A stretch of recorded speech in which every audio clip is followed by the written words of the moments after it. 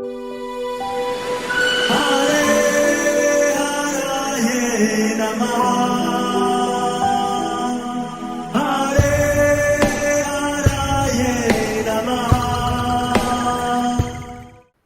कृष्णा जी, आप सबका बहुत बहुत स्वागत है। मंगलाचरण आरंभ करते हैं। ओम नमो भगवते वासुदेवाय।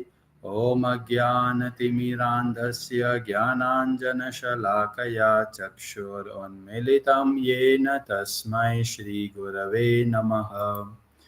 नमः ओम विष्णुपादाय कृष्णप्रेष्ठाय भूतले श्रीमते भक्तिवेदांत स्वामिनिति नामिने। नमस्ते सारस्वते देवे गौरवाणी प्रचारिणे निर्विशेष शून्यवादी पाश्चात्य देश तारिणे। जय श्री कृष्ण चैतन्य प्रभु नित्यानंद श्री अद्वैत गदाधर श्रीवासादि गौर भक्त वृंद।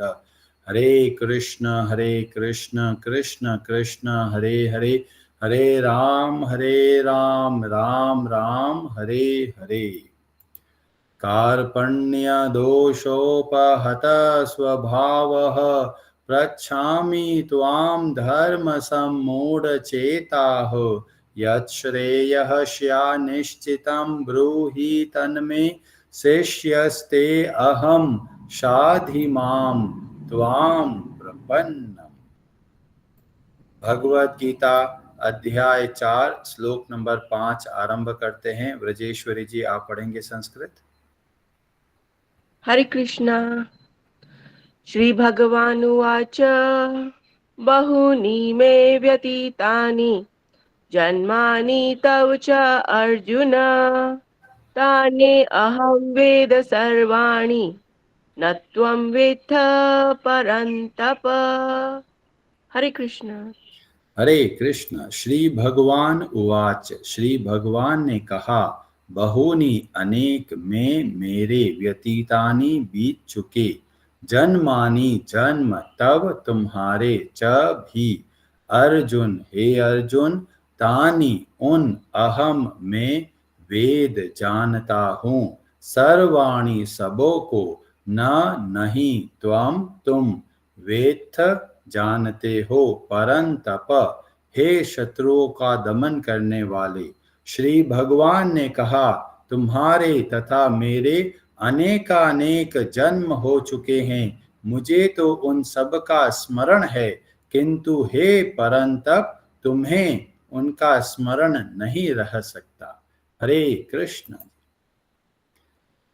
भगवान श्री कृष्ण की भगवद गीता बहुत ही स्पेशल है। वो हमको बहुत अद्भुत ज्ञान देती है और इसीलिए हमारा यह प्रयास रहता है कि हम भगवद गीता को खोलकर एक एक शब्द को अच्छे से समझाएं, ताकि हम लोग भ्रमित ना हो। बहुत सारे गुरु, बहुत सारे बाबा जी ऐसे मिलेंगे जो बोलेंगे साधना करोगे, योग करोगे तो भगवान बन जाओगे, राम और कृष्ण बन जाओगे, पर ऐसा कभी भी संभव नहीं है, क्योंकि यहाँ पर बोला गया न त्वम वेत्थ परंतप। हे अर्जुन, यहाँ पर अर्जुन का जो एक शब्द का प्रयोग किया गया परंतप, परंतप मतलब बहुत शक्तिशाली, जो अपने सारे शत्रुओं पर विजय प्राप्त कर सकता है, ऐसा बड़ा योद्धा भी सब कुछ नहीं जान सकता। तो भगवान और हम जीवात्मा में सदैव समानता है और साथ में अंतर भी है। और इसीलिए जब कोई व्यक्ति हमको बताता है कि हम भगवान के जैसे भी हैं और भगवान से अलग भी है, तो यह है वास्तविक ज्ञान। कई बार समझ नहीं पाते कि ऐसा कैसे होता है कि हम समान भी है और अंतर भी है। तो इसका हमको वर्णन मिलता है चैतन्य चरितामृत में। वहां पर बताया गया जीवेर स्वरूप हय, यह वर्णन मिलता है चैतन्य चरितामृत के मध्य लीला अध्याय 20 श्लोक नंबर 108 और 109 में बताया गया कि जीवेर स्वरूप हय। जीवेर मतलब हम सब जीवात्मा, उनका कैसा स्वरूप है? कृष्णेर नित्य दास। हमारा क्या स्वभाव है? सदैव भगवान की सेवा करना। क्यों? क्योंकि हम कैसे हैं? तो बोला गया कृष्णेर तटस्थ शक्ति। तो हम कौन है? भगवान की तटस्थ शक्ति है। और बताया गया भेद अभेद प्रकाश। हम समानता भी है और अंतर भी है। और कैसे पता चलता है? तो बहुत सुंदर उदाहरण से बताया गया, सूर्य अंश किरण याचे अग्नि ज्वाला छया। जिस तरह के सूर्य बहुत बड़ा है, पर सूर्य की जो एक किरण है वो क्या है? वो उसकी जैसी भी है और अंतर भी है। ऐसे ही हम भगवान के सनातन अंश होने के कारण हमारे अंदर समानता है। कैसा समानता है? गुणों की समानता है, पर जो क्वांटिटी है, जो उसमें अंतर है। जैसे एक समुद्र की बूंद है और समुद्र है, तो दोनों में जो क्वालिटी है वो समान है, पर जो क्वांटिटी है, जो परिमाण है, वह अलग अलग है। इस तरीके से जब हम इस बात को समझते हैं कि समानता भी है और अंतर भी है, तब हम अच्छे से भगवत गीता को समझ पाते हैं और उसके हिसाब से हमको पता चलता है कि हमारा क्या दायित्व है। हम भगवान के अंश हैं। जब हम भगवान से जुड़ते हैं तब ही वास्तव में हम प्रसन्न रह सकते हैं। उसके अलावा कितना भी कुछ प्रयास कर लीजिए, हम इस संसार में प्रसन्न नहीं रह सकते। और इसीलिए जो लोग बोलते हैं साधना करेंगे और हम भगवान जैसे बन जाएंगे, तो हमको ऐसे लोगों से सावधान रहना है। तो हमारे अंदर स्वतः ही ये गुण है कि हम भगवान की सेवा करें, और ये सेवा का भाव सदैव रहता है। और पर कई लोग ऐसा भी सोचते हैं कि भगवान यहाँ पर पधारते हैं तो हमारे जैसे बन जाते हैं, पर वास्तव में ऐसा कभी भी नहीं होता। जिस तरीके से अगर एक जेल है, जेल के अंदर बहुत सारे कैदी है जो अपराध करके जेल के अंदर सजा काट रहे हैं, और एक बार जो उस देश का जो प्रधानमंत्री है वो दया का भाव रखते हुए उन जेल में आते हैं ताकि जो कैदी है उनको शिक्षा देकर उनको प्रेरणा दे कि किस तरीके से जीवन को चलाना है। अब प्रधानमंत्री जी आ गए जेल के अंदर, तो बाकी कैदी सोचते हैं अरे ये तो हमारे जैसा ही है, लगता है इसने भी कुछ पाप किया होगा इसीलिए जेल में आया है। पर वास्तव में जो प्रधानमंत्री जेल में आए वो अपनी खुद की इच्छा की वजह से आए, और उनकी इच्छा क्या है कि इन जो कैदी लोग हैं उनका उद्धार कैसे होगा। ऐसे ही भगवान श्री कृष्ण बहुत दया करके समय समय पर इस भूमंडल पर पधारते हैं, पर जो लोग अच्छे से नहीं जानते वो सोचते हैं हमारी तरह ही है, इनका जन्म होता है, इनकी मृत्यु हो जाती है, और इस तरीके सुख और दुखों के बंधन में रहते हैं।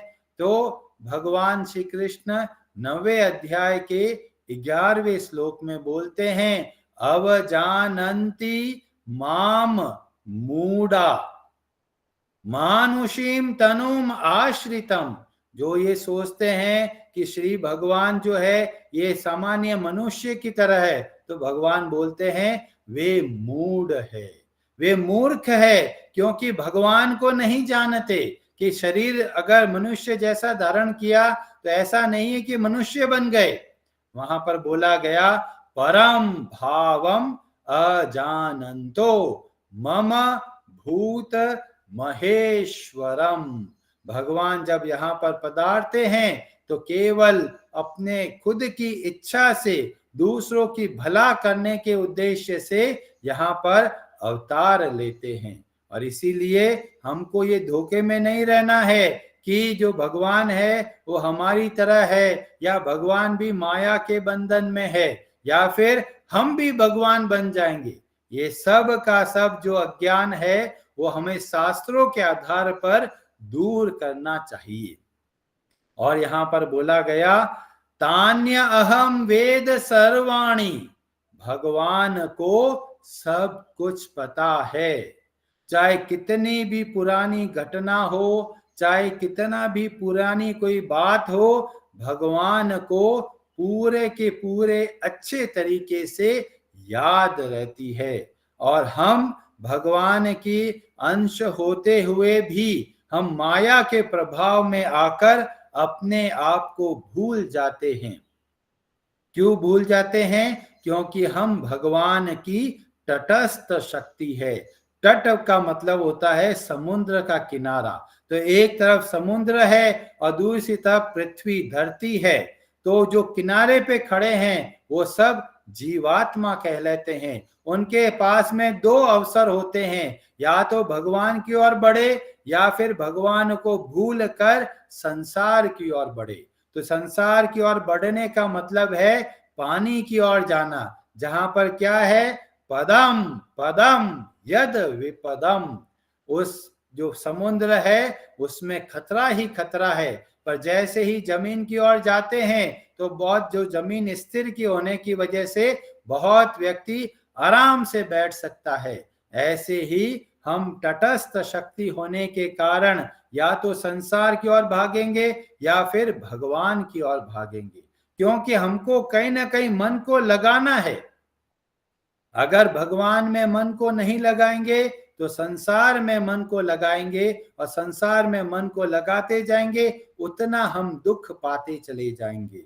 और इसीलिए शास्त्रों के आधार पे हमें पता चलता है कि हमें अपने मन को भगवान में लगाना है। और इतने दयालु है भगवान कि हम थोड़ा भी अगर सेवा किया है तो भी भगवान उसको याद रखते हैं और उसको कभी भी भूलते नहीं।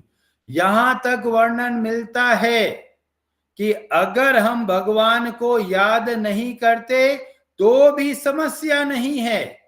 अगर हम किसी भक्त के संग में रहते हैं तो भी हमारा कल्याण हो सकता है, क्योंकि भगवान के भक्त अगर हमारे लिए प्रार्थना करते हैं तो भी हमारा उद्धार संभव है। तो या तो हम खुद भक्ति करें या फिर हम भक्तों के संग में रहें। जब भक्तों के संग में रहते हैं तो भक्त हमारे बारे में सोचते हैं, और जब भक्त हमारे बारे में सोचते हैं तो भगवान भी हमारे बारे में सोचते हैं। और इसीलिए सदैव भक्तों के संग में रहिए। और ऐसा कैसे पता चलता है? यह पता चलता है श्रीमद् भागवतम के 10वें स्कंद के अध्याय 10 में। और यह वर्णन मिलता है कुबेर के दो पुत्रों के बारे में, नल कुबेर और मणिग्रीव। और वहां पर श्लोक नंबर 24 में भगवान श्री कृष्ण कुछ सोच रहे हैं, और वो क्या सोचते हैं वहां पर वर्णन मिलता है, ऋषेर भागवत मुख्यस्य। ऋषेर का मतलब है देव ऋषि नारद जी, जो भागवत मुख्यम मतलब सभी भक्तों में श्रेष्ठ भक्त है। और भगवान क्या सोच रहे हैं, सत्यम कर्तुम वचोह हरिह। भगवान हरि क्या सोच रहे हैं, मैं उनके वचनों को सत्य करूंगा। किनके वचनों का? देव ऋषि नारद का। क्यों? क्योंकि बहुत हजार सालों पहले देव ऋषि नारद जी ने एक वचन दिया था, एक श्राप दिया था, और भगवान अब याद कर रहे हैं कि मेरे भक्त नारद जी ने कुछ वचन दिया था, उसका पूरा मैं करूंगा। और अगले श्लोक नंबर 25 में बोला गया, देव ऋषि में प्रियतमो, ये देव ऋषि नारद जी मेरे बहुत प्रिय है। और फिर कह रहे हैं, यदमाओ धनज आत्मजो, ये धनज आत्मज मतलब है कुबेर के पुत्र। तो भगवान सोच रहे हैं ये कुबेर के पुत्रों से मेरा कोई लेना देना नहीं है, इन्होंने मेरी कभी भक्ति भी नहीं करी है, पर इनके ऊपर देव ऋषि नारद जी की कृपा हुई। कैसे कृपा हुई? श्राप देके।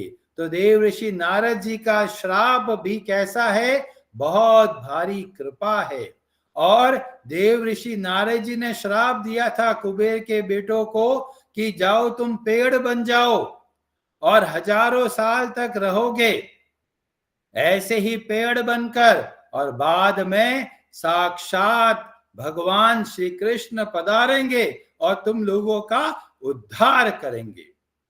तो देव ऋषि नारद जी ने वचन दिया और भगवान उसकी पूर्ति करते हैं। और नल कुबेर ने कुछ कोई साधना नहीं करी, भगवान की भक्ति नहीं करी। उन्होंने क्या किया, थोड़े समय का भगवान के भक्तों का संग लिया, भले ही वो संग ऐसा था जिसमें उनको खुद को ही नहीं पता था कि वो क्या कर रहे हैं, पर इसमें हम भगवान के भक्तों की कृपा देखते हैं और पता चलता है अगर हम भी अगर भक्ति नहीं कर पाते तो भी समस्या नहीं है, हमको भगवान के भक्तों के संग में रहना है। भगवान के भक्त अगर हमारे लिए प्रार्थना करते हैं तो वास्तव में हमारा कल्याण भी संभव है। हरे कृष्णा जी, आप सबका बहुत बहुत धन्यवाद। आप में से किसी का कोई प्रश्न हो या फिर आपको कुछ बात अच्छी लगी जो बताना चाहते हो तो आप अपना हाथ खड़ा कर सकते हैं।